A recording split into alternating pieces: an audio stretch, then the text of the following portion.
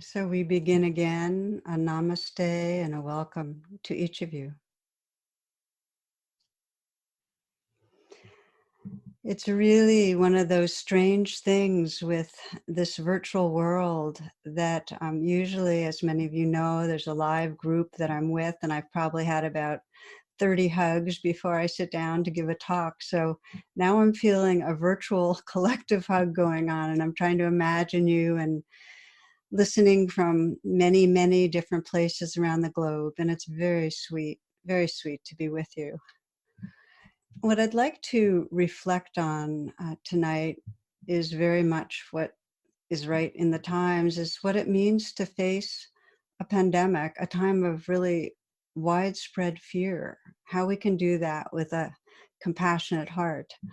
And I really invite you, as we will be doing some experiential reflections and so on, as we practice together, it's so powerful to keep remembering and visualizing that you are joining in with humans from all parts of the globe, beings like you who really want to live with presence and courage and love through these times, because it's so important to realize our togetherness. I don't need to name it, really. These are frightening times. And I imagine, like myself, most everyone listening has some real fear, maybe for yourself or for others that are close in, or maybe it's the fear for so many in our world that are struggling. And what is going on now feels quite different than personal suffering. And what I mean by that is, in contrast to if we get that cancer diagnosis or a relationship fails, um, we're all in it. There's that well-known saying, be kind. Everyone you meet is fighting a hard battle. And what's growing clearer than ever is that each of us is having to face, at a different pace, but face our vulnerability. And it feels out of control and it can feel scary. I want to share personally, if we were in a live group, I'd be asking us to kind of talk to each other and share, well, how is it for you right now? For me, my daughter-in-law is pregnant, and she's a nurse working at the largest hospital in the San Francisco area, committed to staying on. So she's super high risk. And my son's father, who's a very dear friend, lives with them because he's very ill. He has a severe heart condition. So he might not survive the virus, and it's very likely to be brought into that home. It's complex, but that's scary. And then, of course, I have many more. I have friends in quarantine, as probably so many of you, and many, many friends who are financially on the edge. And we know pandemics are toughest on those who are most vulnerable. It's been like this through history. So those with the least access to good jobs and reliable incomes, to the resources really of our society, they're the ones that are most likely to contract the virus, to die of it, and if they don't die, to be financially devastated. So as I imagine this, as I think of this, and it's very much in my heart and mind, of the close ones in and those that I know and those that I don't know, and how our hospitals are quickly running out of supplies. There will not be enough beds. There won't be enough ventilators. Well, what comes up in me, just to name it, is this very real mix of fear. I feel grief with my heart's anticipating real loss. There's a rawness, there's a tenderness. And with all that is also a sense of possibility, that the possibility that this suffering, it's so deep and so wide, will wake up our hearts in a collective way. And many of you are familiar, I know, with the bodhisattva aspiration. A bodhisattva is an awakening being.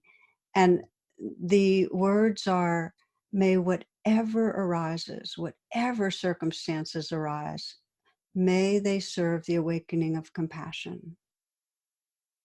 So I want to bring that into our shared reflection, because this prayer is really in very deep in me, that may this suffering awaken this heart and all hearts. May it help make love go viral.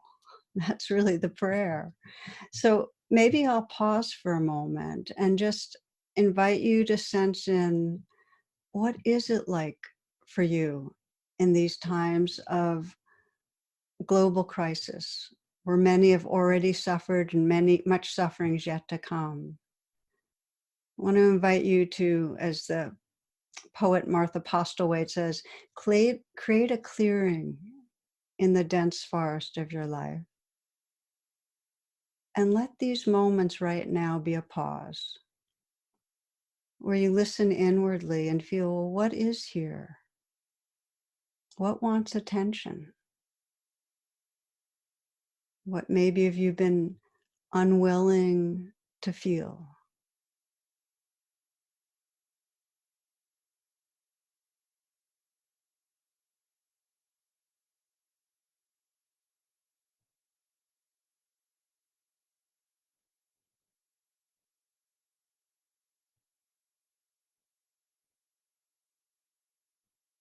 And as you let yourself touch what really is living in you right now, your own perhaps sense of vulnerability, sorrow, fear, you might ask the question that as I face this collective suffering, what is being called forth in me? What is it that's being called forth? How do you want to be? Who do you want to be in the midst of this?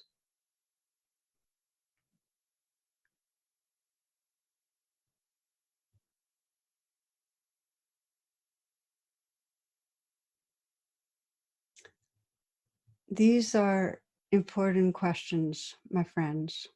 They're important because our prayer, us, our sensing, who do I really want to be through this, that has a power to guide us. Many of you know and love this teaching from Zen master Thich Nhat Hanh. I circulated it some in the last week or so, and it helps me every time I reflect on it.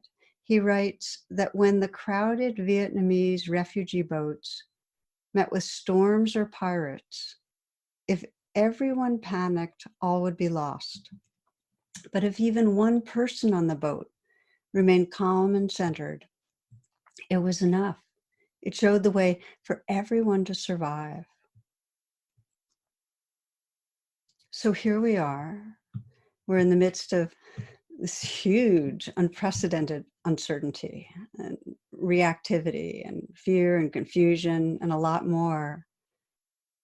Can we be that person? Because in a way, we've been training for this. Each of us in our own ways, we've been training how to open more in our personal life to the joys and the sorrows, to the fears, to the losses with an awake heart. We've been training.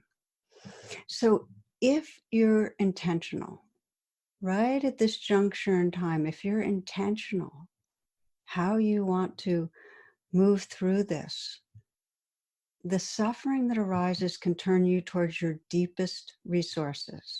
We kind of get backed into it, into our bravery and into our wisdom and our love.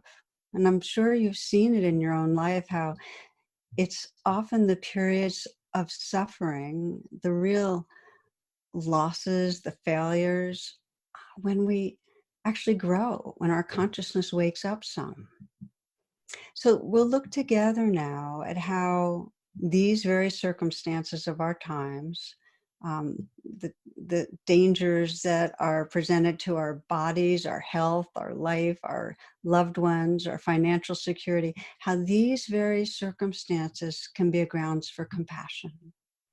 We'll explore that together, and I'd like to do this in two parts. First, what's going on and what's coming up in us, how we can then find an inner refuge of love and of presence. How can we do that? And the second part is how we can find refuge with each other.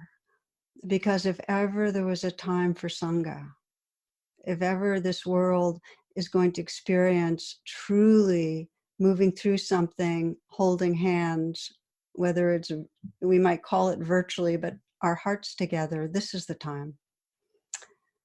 So we start with the first, and I'd like to name that it's important as we practice with the fears that come up, as we seek inner refuge, that we remember that fear is utterly natural and appropriate when we're facing danger and loss. I love the language, it's nature's protector. It's telling us to take good care.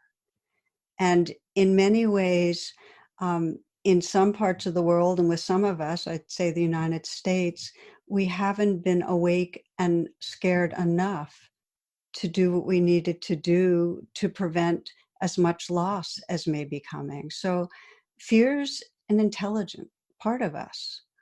And so often when it comes up, there's a sense, oh, I shouldn't be experiencing this.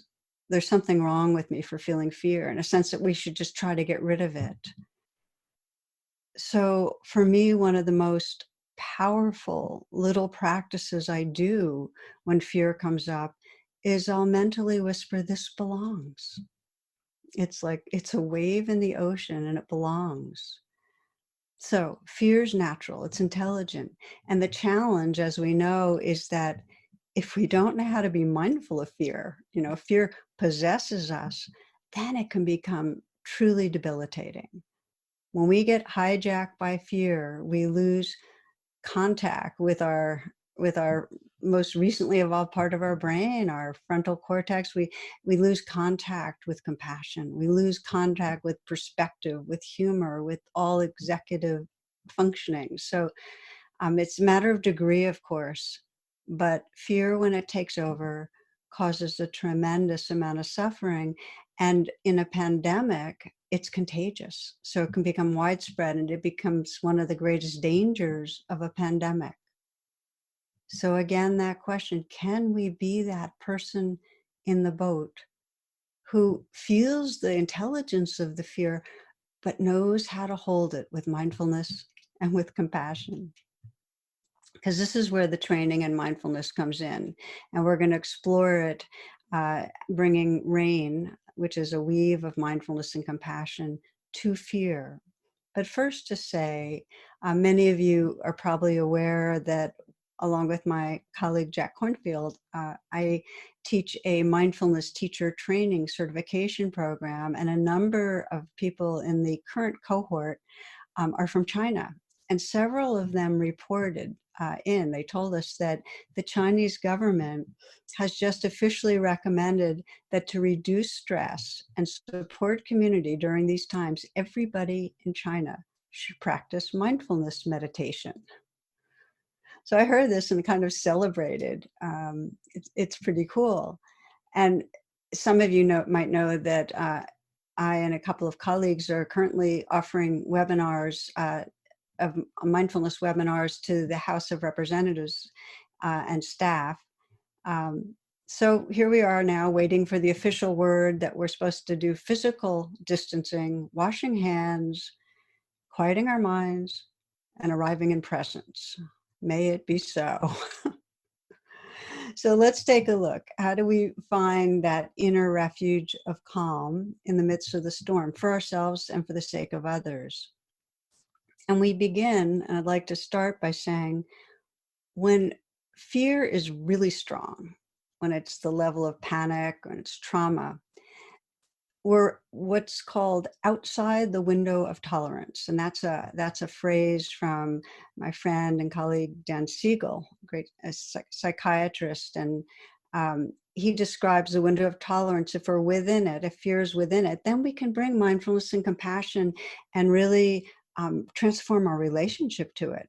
But when it gets outside the window of tolerance, we first need to calm down our nervous system. We need to do some reducing of the activation of the sympathetic nervous system, of fight, flight, freeze.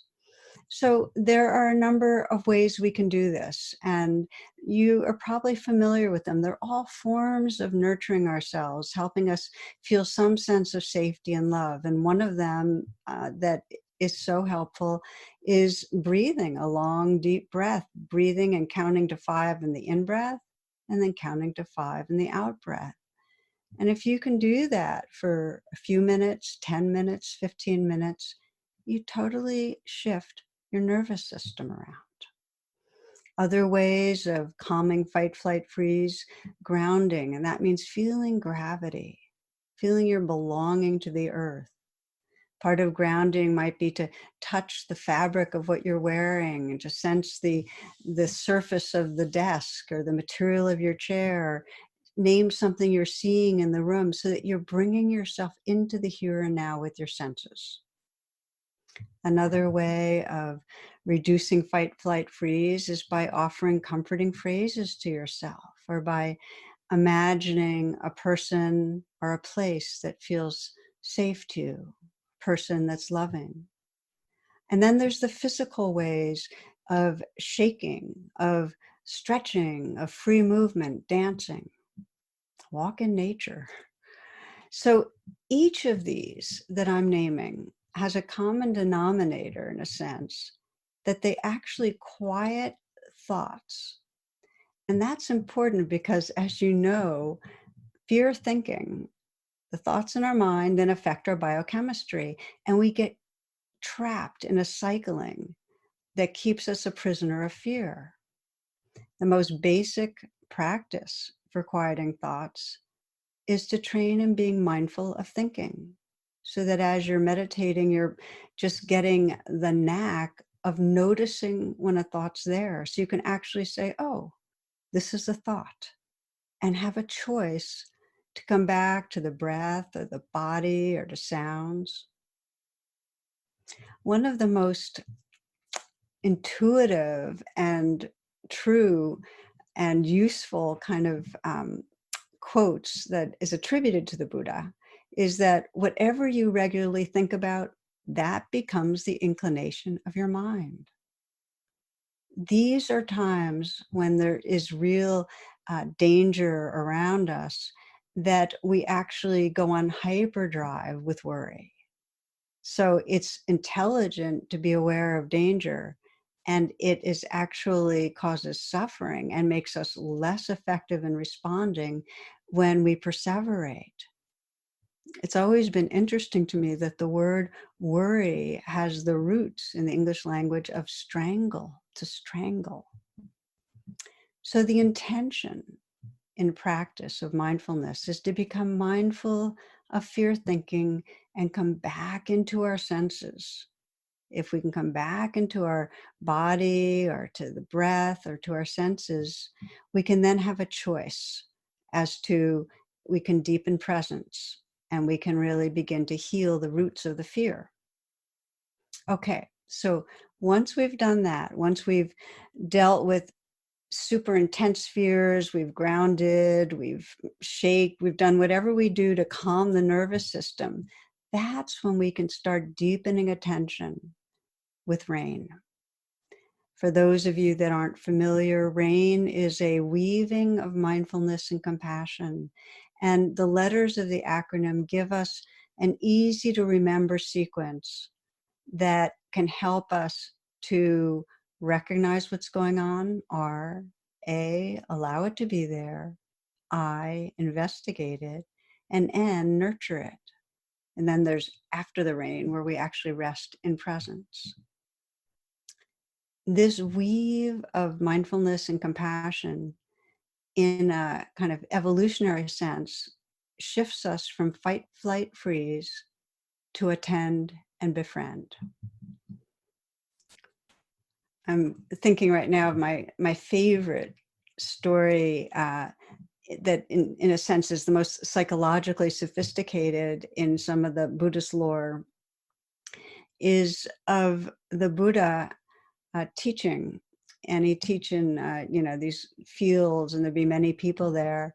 And often when he'd be teaching, the god of the shadow side, whose name is Mara, And that's the god of fear, of hatred, of anger, of lust, of confusion, of uncertainty. Mara would always show up, and Mara would kind of lurk around the sidelines. And the Buddha's loyal attendant, and who's also his cousin, Ananda, would see Mara and be pretty freaked out. Oh my God, fear's here, you know. And he'd go to the Buddha and say, what are we going to do? And the Buddha would calm him down and say, it's fine. Then he'd walk over to Mara and he'd say, I see you, Mara. Come, let's have tea. I see you, Mara. Come, let's have tea. And this is a model of how we can come into relationship with fear in a way that frees us. It's also, you can see it in rain, how it works, that when we start with the recognizing, that's, I see you, Mara. Let's have tea, allow, we're not going to fight. It's okay. It's kind of the beginning of warmth. And then the investigate is, I really see you, Mara, looking deeper into Mara, really understanding Mara. And nurturing is when having tea becomes a sense of communion, of love. So we're going to look at this a little more closely. Would like to just make a few comments on, because we're particularly applying rain to fear in this exploration. And some of the keys are that recognizing means whatever is predominant in the moment. And it's a very powerful way if you can, when you recognize it, just with a mental whisper, name what you are aware of. Okay, fear, anxiety, worry, agitation. There's really good research, one I'm thinking of from UCLA, that describes how when you name an emotion, it reduces the limbic activity, the unpleasant emotions, and it activates the prefrontal cortex, which gives you much more resourcefulness. So naming an emotion just right at the very get-go. Okay, fear's here. There's a little more space. There's a little more awareness. You've reconnected to your resourcefulness. The shaman have an understanding that is when you name a fear, it loses its power. Of course, not all at once, but this is the beginning of rain, is recognizing the power of naming. Then the second step, allowing. Now, what happens when we try to allow fear? It's not easy because most of us want it to go away. So you'll notice with allowing, and there's just some tips here to help you as you practice. You'll notice with allowing comes bargaining mind. Okay, I'll allow you to be here if you'll go away. The problem is it knows. So you can't really get away with bargaining mind, but it's natural. It's natural that there's a part of you that wants the fear to go away. So allowing doesn't mean you have to wholeheartedly toss aside all resistances and just open your being, because you can't legislate that. It just means there's some level of willingness to let it be there, to let be. Some level of willingness. And that you can offer because there's some wisdom in each of us that knows that what we resist persists, that if we fight it, we're going to be imprisoned by it.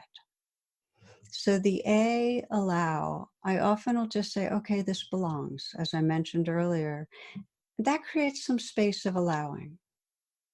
So we've just done recognize, as I see you, Mara, and allow, okay, we're going to get together. I'm just going to be with you for a while. It's like, I'm willing to pause with you. With fear, we typically need to go deeper, which is why we need the investigate and the nurture. Now, investigating, we're really asking ourselves, well, what am I unwilling to feel about this? And investigating is somatic. The biggest misunderstanding of rain, and if you misunderstand it in this way, there'll be no real healing, is that investigating is cognitive.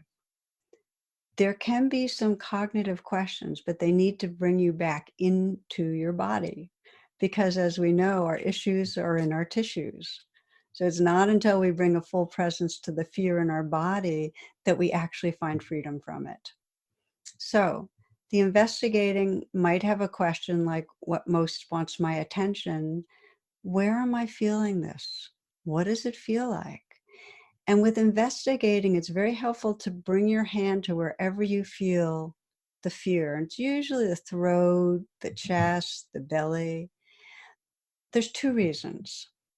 One is that when you bring your hand there, it'll help you keep your investigating attention where you're looking, because our mind tends to scatter. So it helps to focus the investigation. But it also begins to offer some nurturing, because if investigating isn't gentle, isn't kind, then we won't be able to really discover anything.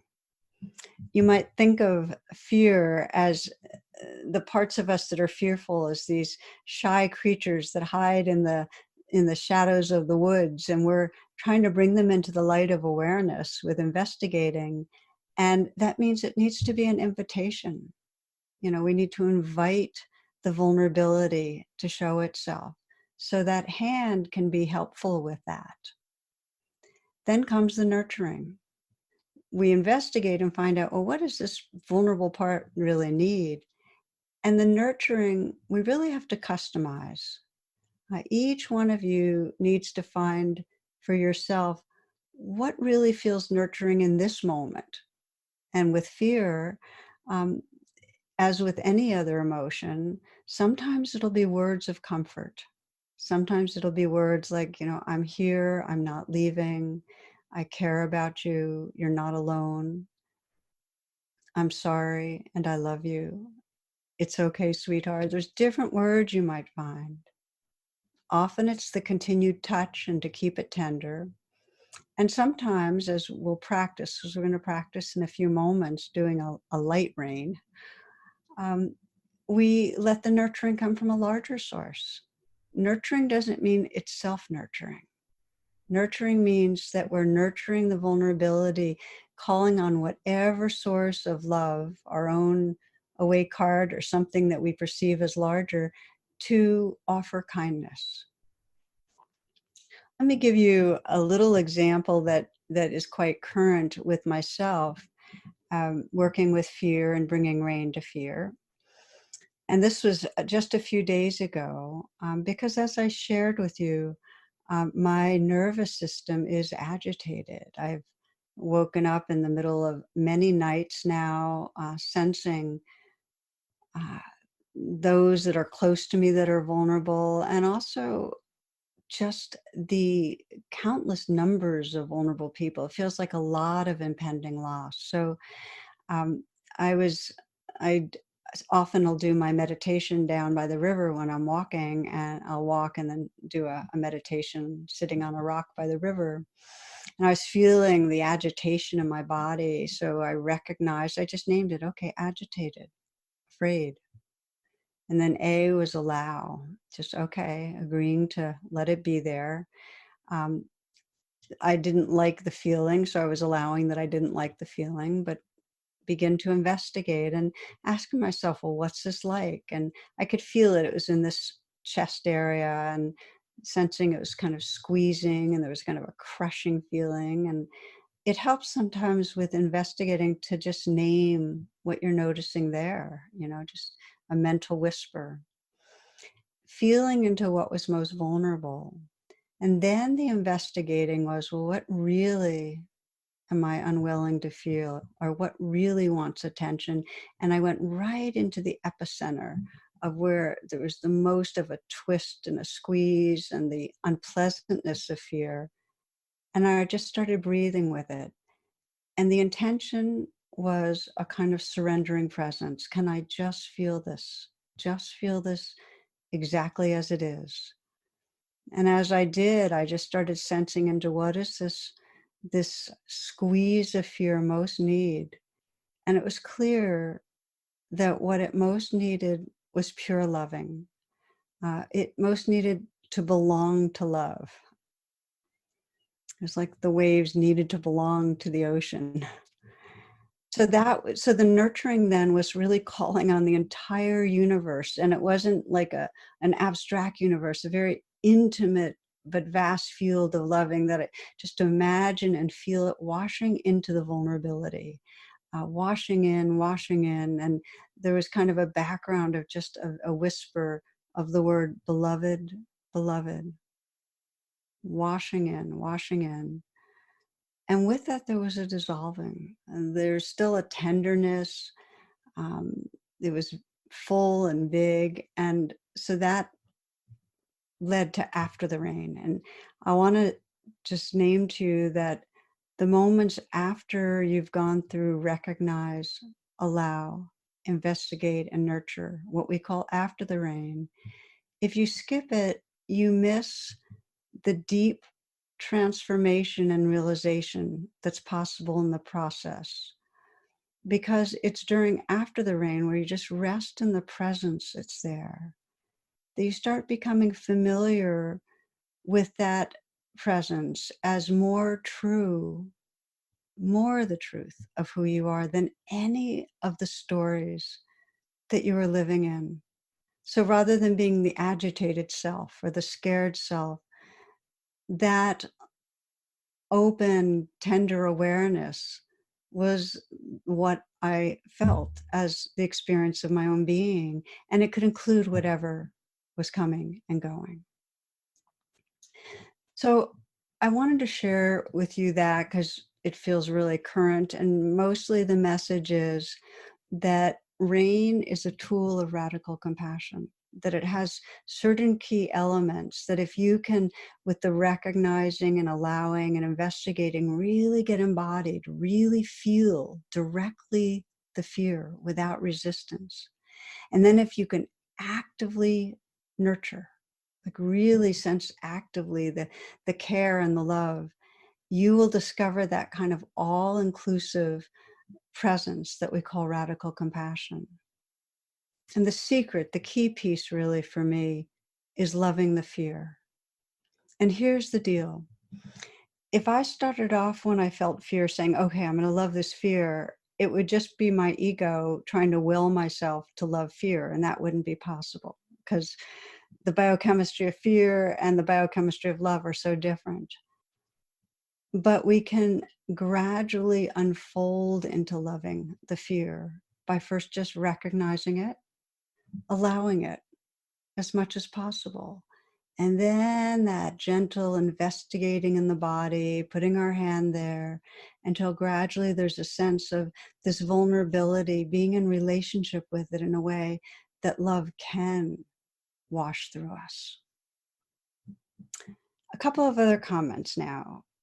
One is that rain is never a one shot for anything that's a deep and ongoing emotional experience. We have to keep doing it. But here's the good news, which is every time you practice with fear, the pathway of finding inner refuge becomes more spontaneous and more natural. You find your way more easily. Sometimes you'll take a longer time. That when I described at the river, that was probably about 10 minutes. It wasn't really long. Sometimes much quicker. In fact, one teacher from our meditation teacher training program was sharing how they've been using rain to deal with what she called the pandemic trance, so getting just caught in the agitation, the fear, all the reactivity. And she described how even a light rain could help her, that when she felt this fear for what was around the corner, she would recognize it and allow it. And then she'd find in her body and just take 3 breaths, breathing with it, just 3 breaths, and tell herself, come home to your heart. Then she just stay quiet for some moments and notice the quality of the presence that was there. But that was it, just a few minutes. So I invite you to explore it in light ways and deeper ways. And it's really can free you up. And we'll just practice a little bit right now, just to give you a taste, especially if you're new to rain, on how to bring rain to fear.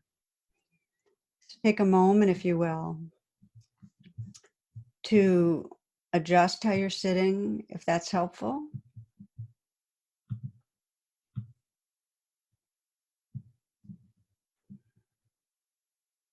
And to take a few full breaths.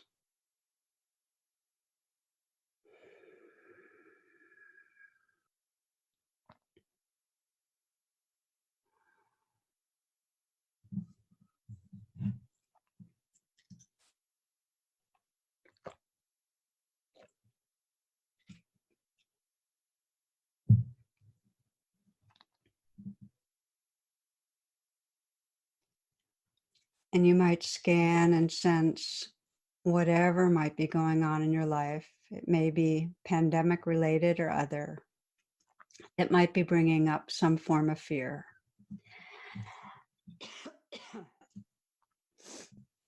And I want to make clear this is not a time to bring up a traumatic kind of fear or panic. Practice with something that doesn't feel overwhelming to you right now, just to get a taste.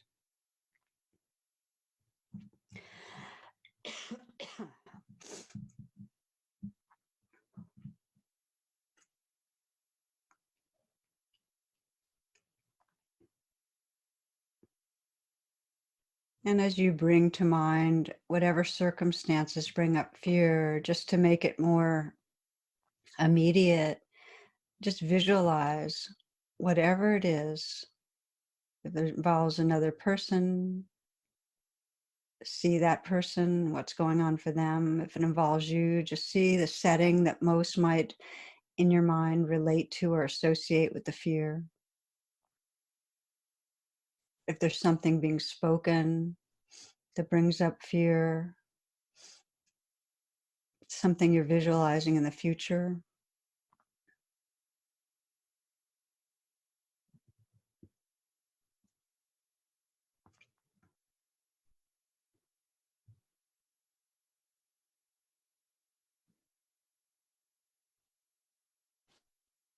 And begin the practice of rain, recognizing whatever is most predominant. It may be that you mentally whisper the word worried, or angry, or fearful,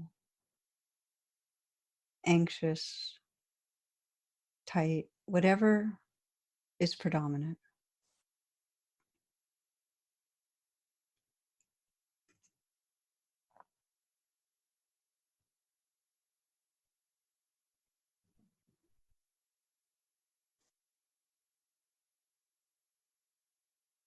And then let your intention be to allow. That means a willingness to pause with what is here. So that wisdom in you just says, let be. This belongs. This is a natural part of life, a wave in the ocean.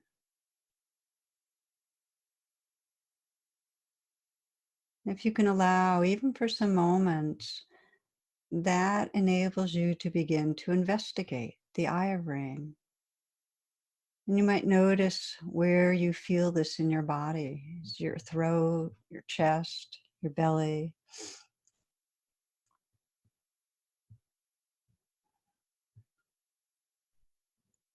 Sometimes with investigating, you can ask yourself, what am I believing? What am I anticipating?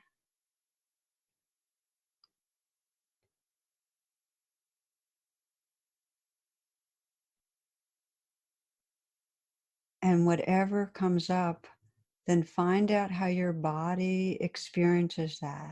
If you're believing something bad's going to happen to you, that you're going to lose something precious, what's that like to feel in your body? So again, feeling the throat, chest, the belly, the center line of your body. You might find it helpful to put your hand wherever you can sense fear. And for some, because so many of us are dissociated from our body, it can be very vague, and that's okay. Sense that you're inviting whatever wants to be accepted and included into awareness. Just invite the fear to be felt. breathing with whatever vulnerability you're contacting, and with some interest and gentleness. What does it feel like?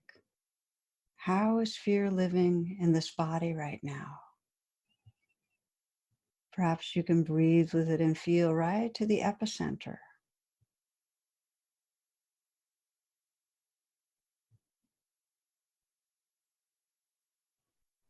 Whatever you're experiencing as you investigate, to again allow it to be there. A kind of surrendering presence, no resistance.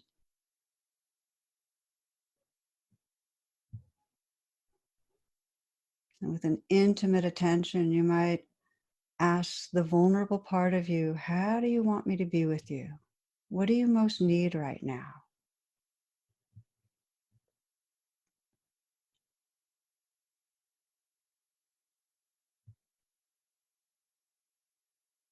And sense that you can listen from the most awake, wise part of your being, from your awake heart. What does this place most need?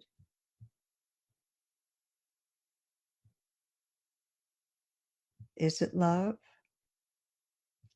Is it pure acceptance or forgiveness? To feel embraced? And sense that your awake heart can offer what's needed in a very direct and intimate and immediate way, just washing through and bathing that vulnerable place with some quality of tender presence, of love, of compassion.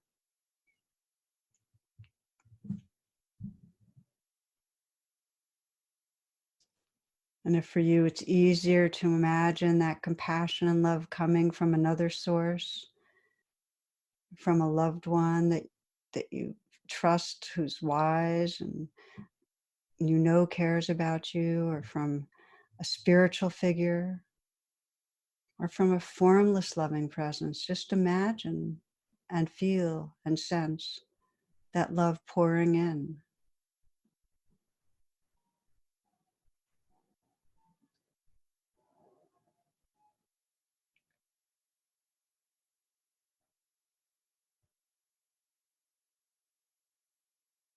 Let your deepest intention be to let that vulnerable place feel loved, washed and bathed in love.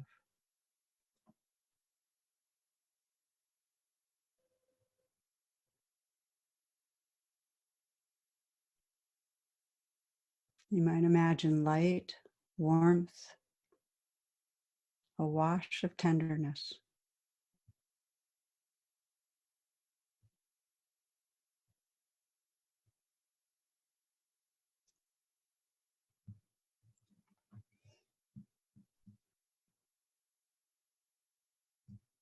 Become aware of the quality of presence that's here.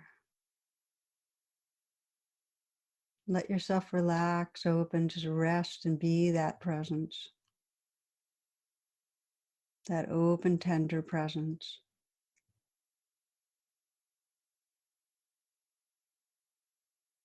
Notice the difference between being identified as a fearful or agitated self and the spaciousness and openness and freedom of loving presence.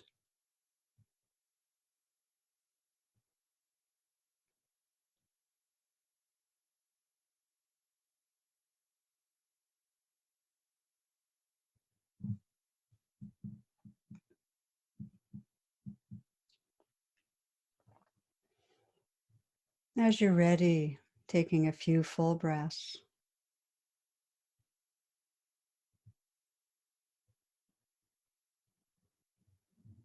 Then you can open your eyes if you'd like, or if you're enjoying sitting with your eyes closed, that's quite fine too. So we spent a good amount of our time this evening talking about the pathway to inner refuge, how to bring rain to the fear within us and really wake up a compassionate heart. The second part, and we'll explore some, reflect together some, and then perhaps continue it at another time, is that if we've been able to befriend the fear that's within us, that heart space naturally can include others. So that in this time of pandemic, while there's physical distancing, we can deepen our heart connection. Last week, about 4 days ago, I did an interview with the Washington Post, and one of the questions that the reporter asked me was, well, so how is this for you? And I shared what I've shared with you, that I do have these very real fears for close-in beings and really real fears for countless beings I don't know. And then she asked me, so what does help? And I talked about this meditation practice and rain. And I also talked about walking in nature, which is, if I had to say what my real religion is, it's probably, taking refuge in nature, the wildflowers by the river as spring is here. It's wonderful. And then I said, in the deepest way, it's the moments of being real and open-hearted with others. And there's a quote, it used to be attributed to the Buddha, and I'm not sure now, but it's a great quote, which is that our fear is great, but greater yet is the truth of our connectedness. That's the opportunity right now. And yet we need to be conscious about it because, and this is in contrast to other natural disasters, like volcanoes and earthquakes and so on, pandemics can actually be a setup for disconnection because our fear of each other can separate us. There's the physical distancing, there's competition for scant resources. So it can actually exacerbate loneliness and depression and feelings of distance. And interestingly, it really can shut down compassion. Historically, in pandemics, people have often been so terrified, so filled with dread of each other that they weren't able to take good care of each other. Of course, the exception has been through the ages, the heroism of healthcare workers. But for most, there's been dread. So it's important to know that and also know that we have ways to face this conditioning and to be aware of that tendency to feel separate, and then to bring our deepest intention to actually leaning in with our hearts, leaning in with our hearts. And there are 3 domains that we can explore this in, and I'm going to touch on them lightly, and then, as I mentioned, we may kind of expand on them over time, over these weeks. But there's 3 domains where we can, with each other, reduce the fear and increase the love.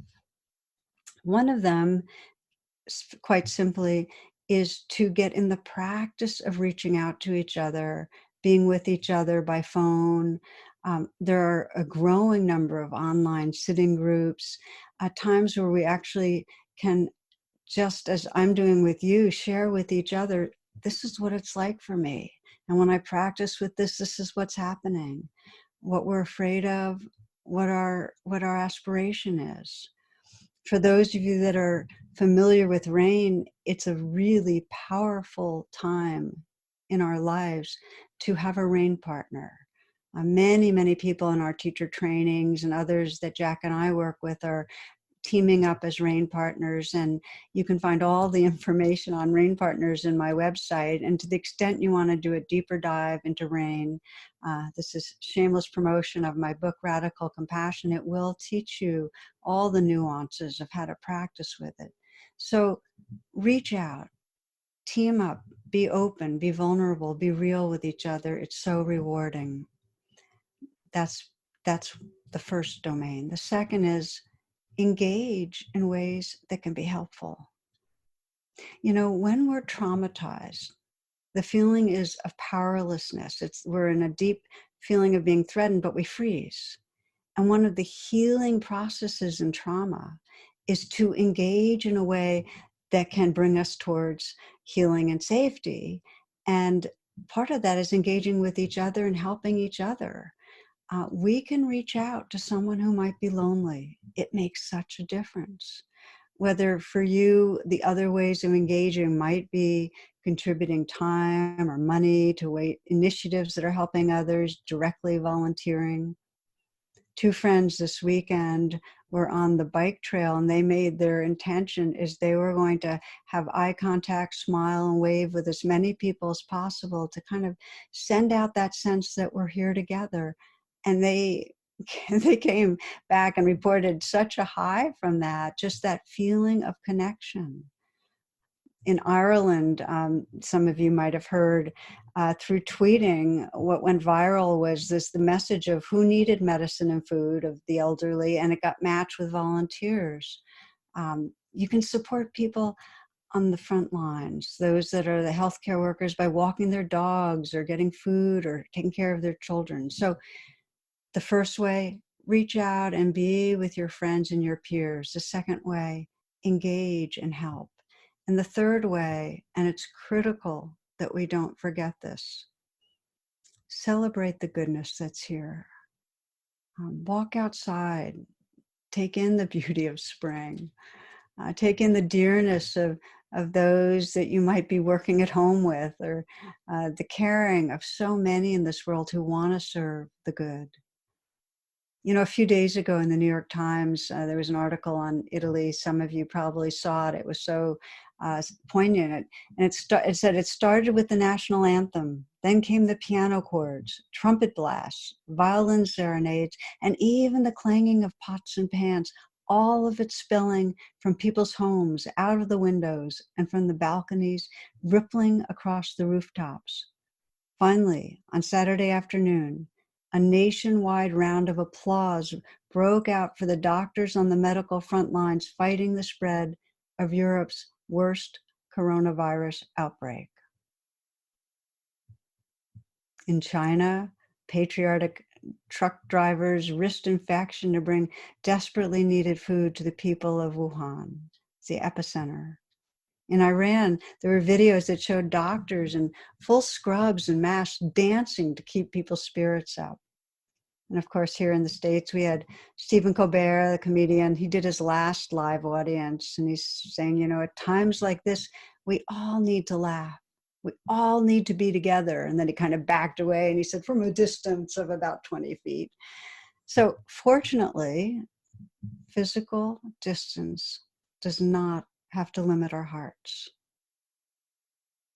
So in closing, my friends, when things fall apart, as they are collectively, we can turn to that beautiful aspiration. Please, may this serve the awakening of our hearts. For you to really ask yourself, what is being called forth in you? Who do you want to be through this? How do you want to be? And really together, what kind of world do we want? What could we build out of this? We're just so aware of the viral contagion, and the panic is contagious, and loving presence is contagious. We have this opportunity to make this a viral time of caring. Let me close with a poem, and we'll just be quiet together and do a brief closing meditation. And this is a poem that is, as so many, it's one of the ones that's beautiful and going viral. Many of you may be familiar, and we'll reflect together on it. If you'd like to close your eyes, please feel free. This is composed by Richard Hendrick, Catholic priest from Ireland, and it's called Lockdown. Yes, there is fear. Yes, there is isolation. Yes, there is panic buying. Yes, there is sickness. Yes, there's even death. But they say that in Wuhan, after so many years of noise, you can hear the birds again. They say that after just a few weeks of quiet, the sky is no longer thick with fumes, but blue and gray and clear. They say that in the streets of Assisi, people are singing to each other across the empty squares, keeping the windows open so that those who are alone may hear the sounds of families around them. They say that a hotel in the west of Ireland is offering free meals and delivery to the housebound. Today, a young woman I know is busy spreading flyers with her number through the neighborhood so that the elders may have someone to call on. Today, churches, synagogues, mosques, and temples are preparing to welcome and shelter the homeless, the sick, the weary. All over the world, people are slowing down and reflecting. All over the world, people are looking at their neighbors in a new way. All over the world, people are waking up to a new reality, to how big we really are, to how little control we really have, to what really matters, to love.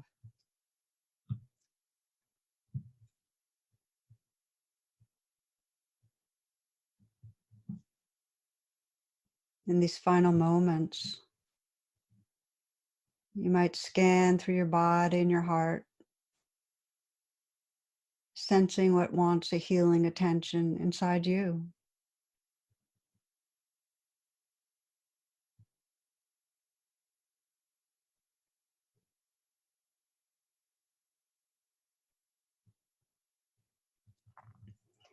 And take some moments to whisper whatever words of comfort to your own heart you feel will bring most healing. Really whisper them though.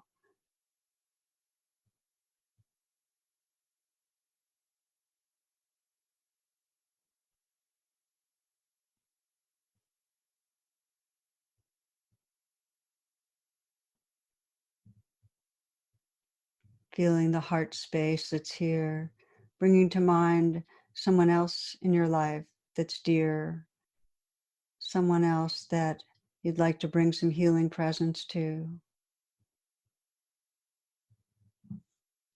And perhaps sensing their fear and uncertainty.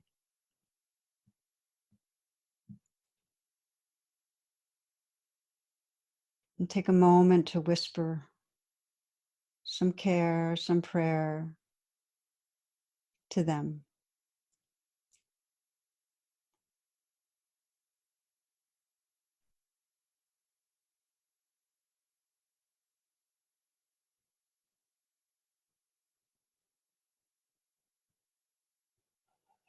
Bringing to mind someone who's different from you, different class, race, religion, someone who you might forget really is just like you deep down, wanting to feel safe and loved.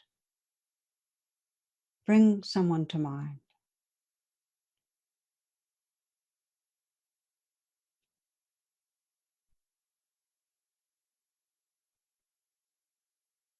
Remembering that wisdom to be kind. Everyone you meet has a hard battle to sense this person's vulnerability too, and whisper a prayer of care.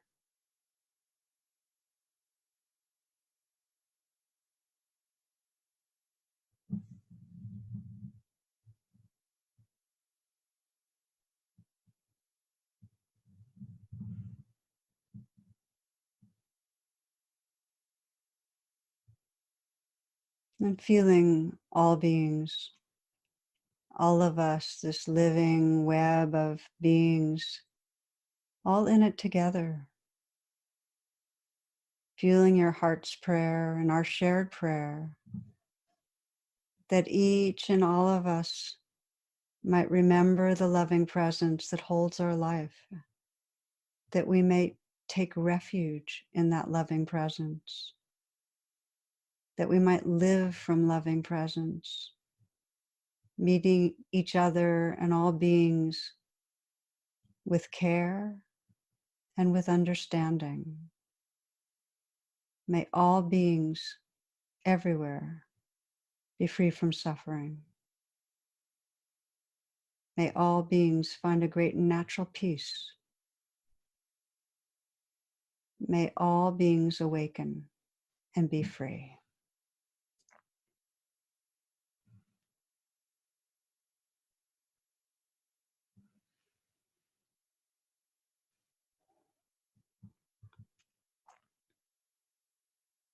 So I want to thank you, my friends, for participating in this, and I'll look forward week by week. We'll see what unfolds to being with you in this way.